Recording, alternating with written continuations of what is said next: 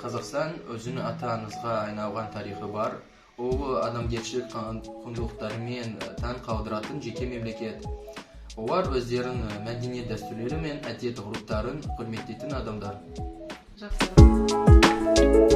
Привет, я могу задать тебе один вопрос? Да, конечно. Что ты можешь сказать о стране, в которой живешь?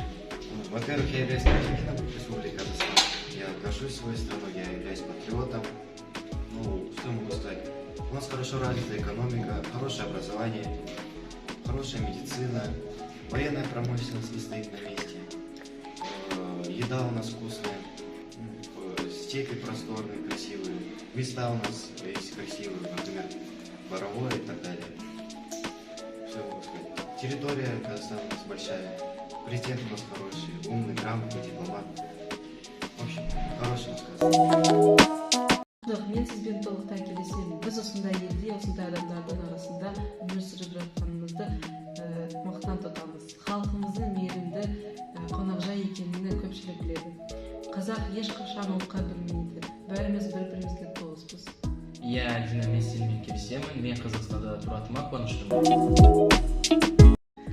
What you can say about our country? I like my country very much because in Kazakhstan there are many friendly people, tasty food, many interesting customs and traditions in Kazakhstan.